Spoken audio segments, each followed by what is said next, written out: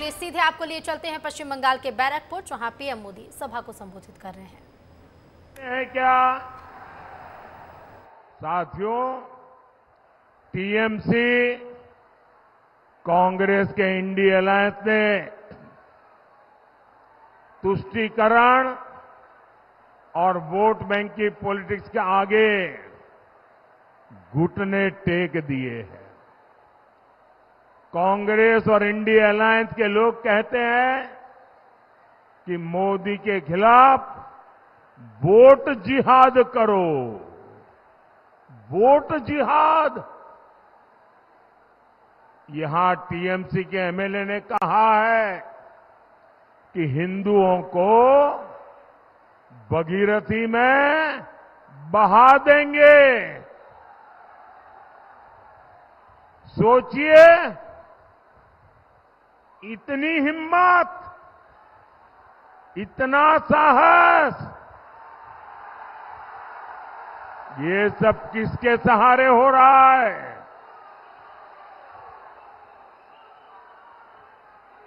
इन लोगों ने बंगाल में हिंदुओं को दोयम दर्जे का नागरिक बनाकर रख दिया है। साथियों, तुष्टीकरण की जीद में अब India alliance SC, ST, OBC को मिलने वाला आरक्षण भी छीनना चाहता है। ये लोग कह रहे हैं कि आरक्षण अब मुसलमानों को दिया जाए, और भी आधा अधूरा नहीं, थोड़ा सा नहीं, पूरा का पूरा आरक्षण मुसलमानों को दिया जाए। क्या आपको ये बात मंजूर है? क्या आप इसे स्वीकार करेंगे? क्या ये देश दलितों के साथ अन्याय स्वीकार करेगा? क्या ये देश आदिवासियों के साथ अन्याय स्वीकार करेगा? क्या ये देश पिछड़ों के साथ अन्याय स्वीकार करेगा? और देखिए, कर्नाटका में तो कांग्रेस ओबीसी को मिलने वाला रिजर्वेशन सारे के सारे मुसलमानों को दे भी चुकी है। इसलिए बंगाल के हमारे भाई बहन, आपको बहुत सतर्क रहने की जरूरत है। साथियों, वोट बैंक की इसी राजनीति ने सीएए जैसे मानवता की रक्षा करने वाले कानून को विलेन बना दिया। रातों रात सीएए कानून तो पीड़ितों को नागरिकता देने का कानून है। इससे किसी की नागरिकता नहीं छीनती, लेकिन कांग्रेस, टीएमसी जैसे दलों ने इसे भी अपने झूठ के रंग से रंग दिया। ये लोग विभाजन के पीड़ितों को उनका हक देने का विरोध कर रहे हैं। ये लोग मतवा साथियों को, नाम शूद्र साथियों को नागरिकता देने के खिलाफ है। इतना ही नहीं, ये सीएए कानून को खत्म करने तक की बातें कर रहे हैं। लेकिन आज मैं टीएमसी हो या कांग्रेस या फिर इंडिया अलायंस, मैं डंके की चोट पर बंगाल को 5 गारंटी दे रहा हूं।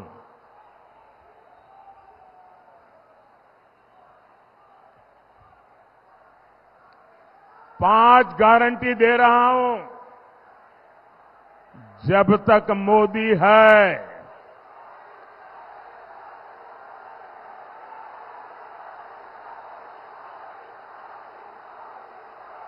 धर्म के आधार पर आरक्षण नहीं दिया जाएगा।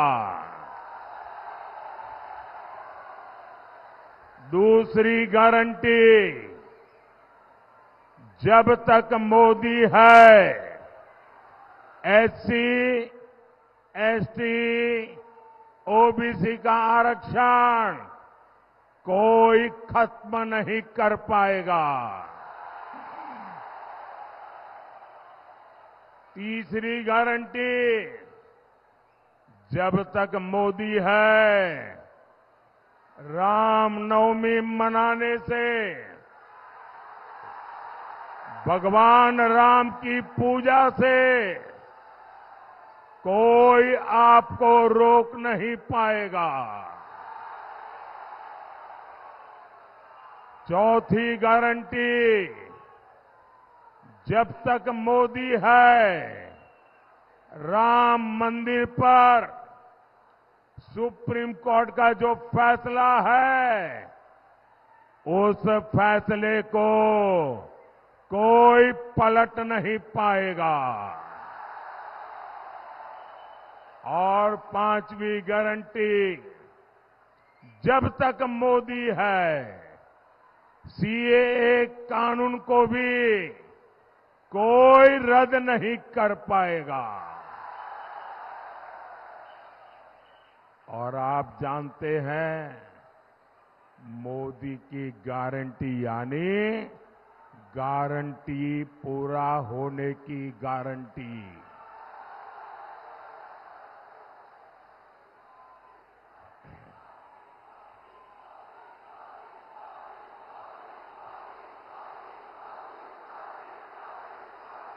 जय श्री राम। मोदीर ग्यारंटी हलो গ্যারান্টি পূর্ণ হবার গ্যারান্টি। साथियों, हमारा बैरकपुर तो जूट इंडस्ट्री का हब रहा है। गंगा मैया के आशीर्वाद से यहां खेती के साथ साथ कॉटन, पेपर और इंजीनियरिंग की इंडस्ट्री फली फूली थी, लेकिन आज जूट इंडस्ट्री बेहाल है। मजदूरों की सूद लेने वाला कोई है नहीं। ये तब है जब मोदी ने जूट के समर्थन मूल्य में काफी बढ़ोतरी की है। हमने अनाज, चीनी को जूट के बैग में ही पैक करने का नियम बनाया, जिससे जूट किसानों को मदद मिले। लेकिन जूट की इस धरती पर टीएमसी केवल झूठ बोल रही है। साथियों, टीएमसी जैसी भ्रष्ट पार्टियां हिंदुस्तान के इतिहास में बहुत कम दिखती है। यहां जनता खुद नारे लगा रही है। एक एक नागरिक बोल रहा है। चीख चीख करके जनता बोल रही है, चोर धरो, जेल भरो, चोर धरो, चोर धरो, चोर धरो। यानी चोरों को गिरफ्तार करो और उन्हें जेल में डालो। ये नारा विपक्ष की किसी पार्टी ने नहीं दिया है। ये नारा दिया है बंगाल की जनता ने, आप लोगों ने दिया है।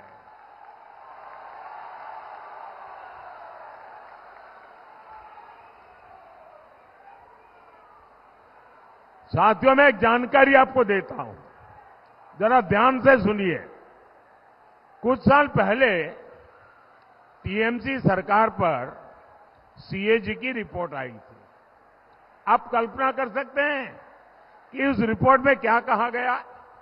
उस रिपोर्ट में कहा गया है कि टीएमसी सरकार ने 2,30,000 करोड़ रुपए का कोई हिसाब ही नहीं दिया है। सीएजी कह रही है 2,30,000 करोड़ रुपए। कितने?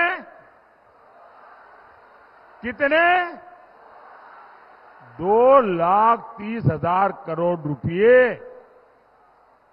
इसका कोई हिसाब ही नहीं है। ये पैसे कैसे और कहां खर्च हुए, किसके जेब में गए, कोई हिसाब किताब ही नहीं है। ये बहुत बड़ा घोटाला है साथियों।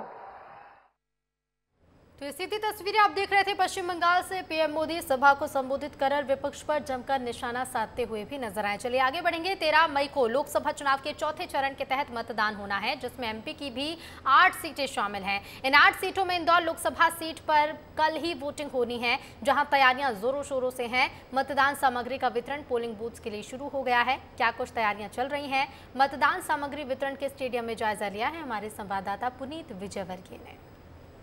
कल 13 मई सोमवार को इंदौर लोकसभा क्षेत्र के लिए होने वाले मतदान की सामग्री का वितरण शुरू हो गया है।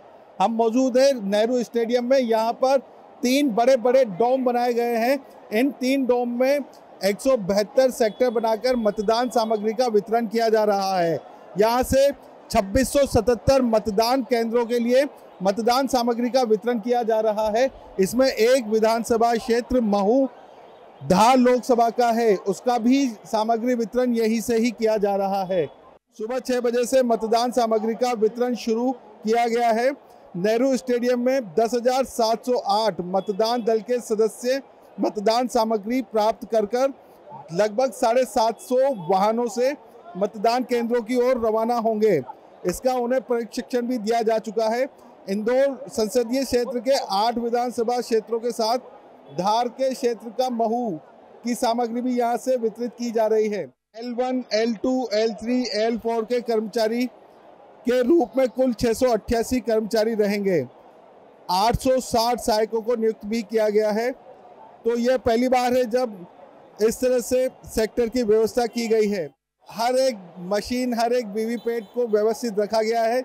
सब पर नंबर लगाए गए हैं। ये आप देख सकते हैं कि व्यवस्थित तरीके से पूरा काम होता है भी चुके हैं और लगातार लोगों को आने का सिलसिला भी जारी है। पुनीत विजयवर्गीय, विस्तार न्यूज, इंदौर। तो देखिए, इंदौर के साथ साथ उज्जैन में भी चौथे चरण में मतदान होना है। यहां भी प्रशासन पूरी तरह से मुस्तैद है। विस्तार न्यूज ने उज्जैन कलेक्टर नीरज कुमार सिंह से खास बातचीत की। सुनिए चुनावी तैयारियों पर उनका क्या कुछ कहना है। लोकतंत्र का महापर्व कल है और कल बड़ी संख्या में 17 लाख मतदाता हैं जो अपने मत का उपयोग करेंगे और मतदान कर्मियों की भी बड़ी संख्या में यहाँ पर ड्यूटी लगाई गई है, जो सुबह से ही 10,000 से भी ज़्यादा मतदान कर्मी जो चुनाव सामग्री लेकर अपने अपने मतदान केंद्रों पर जा रहे हैं। किस प्रकार की व्यवस्था है, किस प्रकार का कल का मतदान कराए जाएंगे, हमारे साथ इस समय खुद कलेक्टर साहब हैं। सर, किस प्रकार मतदान कर्मियों को गाइड किया गया है, किस प्रकार मतदान कराया जाएगा? कल चुनाव संपन्न होने हैं उज्जैन संसदीय क्षेत्र का, जिसमें कि उज्जैन की 7 विधानसभाओं का डिस्पर्सल पोलिंग पार्टीज़ का यहाँ पे इंजीनियरिंग कॉलेज से रखा गया है। आलोट का डिस्पर्सल रतलाम जिले से हो रहा है। करीब 10,000 से अधिक मतदान कर्मी हैं जो कि अपने अपने पोलिंग स्टेशन की ओर रवाना हो रहे हैं। यहाँ पर उनको ईवीएम और अन्य सामग्रियाँ दी जा रही हैं और वो वहाँ पर पहुँचेंगे और उसके पश्चात उनकी ओके रिपोर्ट ली जाएगी। सर, महिला मतदान कर्मियों को भी तैनात किया गया है, क्योंकि आज तो मातृ दिवस से ही सही महिला वुमेंस डे है। किस प्रकार महिलाओं को प्रोत्साहित किया जाएगा? 347 ऐसे बूथ हैं जो कि ऑल वुमेन मैनेज्ड बूथ बनाए गए हैं, जहां पर कि सभी महिलाओं के द्वारा पोलिंग पार्टी में मतदान कराया जाएगा और वहां पर सुरक्षा की भी पूरी व्यवस्था की गई है। और इसके अलावा हमारे 400 से अधिक मिक्स्ड बूथ भी हैं जहां महिला कर्मियों को लगाया गया है। सर, ऐसे कई मतदान केंद्र बनाए गए हैं जहां पर सिर्फ और सिर्फ महिला मतदान कर्मी ही करवा पाएंगे। ऐसे कितने बूथ हैं और पिंक हाउस कितने बनाए गए हैं? ये 347 ऐसे मतदान केंद्र हैं जहां पर कि all women managed polling stations बनाए गए हैं। बिल्कुल, तो ये थे हमारे साथ जिला कलेक्टर के द्वारा बताया गया कि मतदान केंद्रों पर जो महिला कर्मी हैं वो भी तैनात किए जाएंगे और 10,000 से भी ज़्यादा महिला के साथ जो पुरुष हैं, जो युवा हैं, वो भी जो मतदान दल है वो यहाँ से चुनाव सामग्री लेकर यहाँ से रवाना हुआ है। इंदौर संभाग की 6 लोकसभा सीटों पर 13 मई को होने वाले मतदान के लिए प्रशासन ने सभी तैयारियां पूरी कर दी हैं। मतदान सामग्री वितरण शुरू कर दिया गया है। हर बूथ की सुरक्षा के लिए पुलिसकर्मी तैनात किए गए हैं।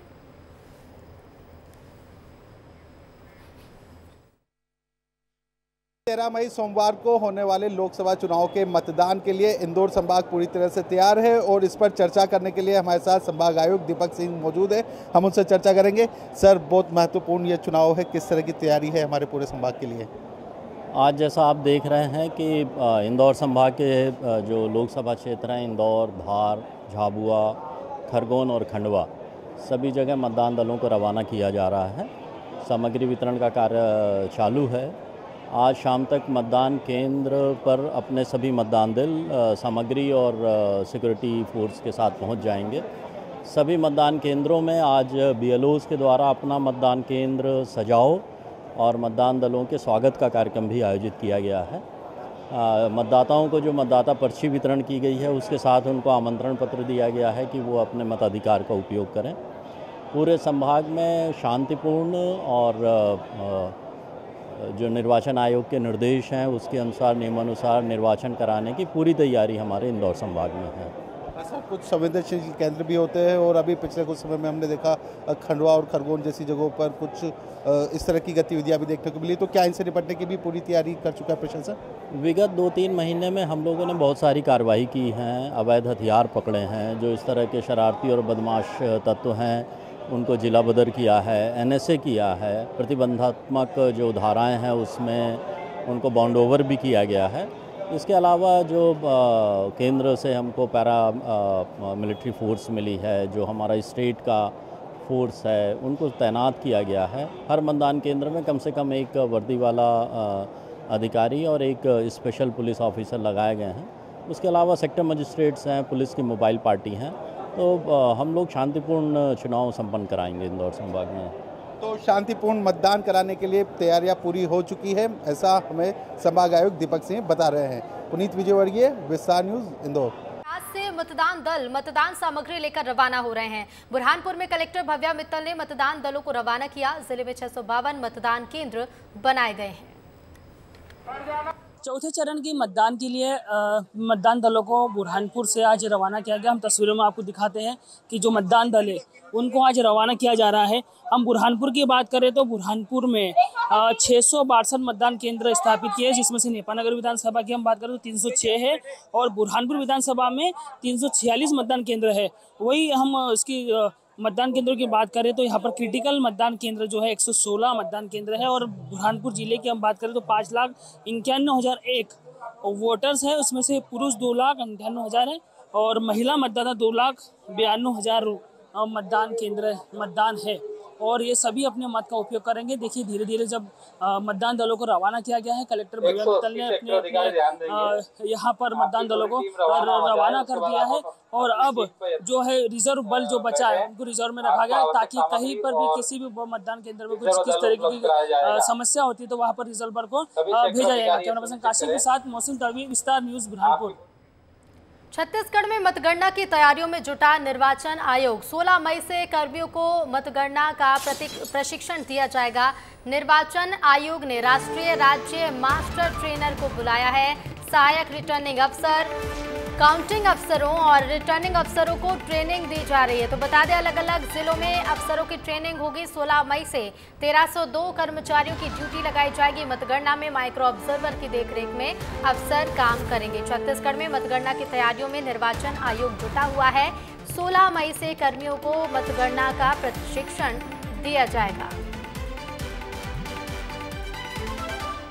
मदर्स डे पर मुख्यमंत्री विष्णुदेव साय ने एक्स पर पोस्ट किया। सीएम ने एक्स पर लिखा कि मां के लिए क्या लिखूं, मां ने तो सबको लिखा है। मातृ दिवस के शुभ अवसर पर प्रदेश की सभी महतारियों को सादर प्रणाम।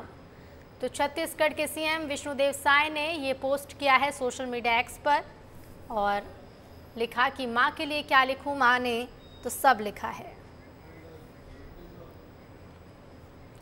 छत्तीसगढ़ कांग्रेस विभाग के संचार प्रमुख सुशील आनंद शुक्ला ने एक बार फिर मोदी सरकार और विष्णुदेव सरकार को आड़े हाथों लिया। सुशील आनंद शुक्ला ने आरोप लगाया कि बीजेपी के पास कोई मुद्दा नहीं बचा है, इसलिए पीएम मोदी चुनाव में पाकिस्तान की बात कर रहे हैं। तो वहीं उन्होंने छत्तीसगढ़ की बीजेपी सरकार पर आरोप लगाया कि राज्य सरकार ने बघेल सरकार की तमाम विकास की योजनाओं को रोक दिया है।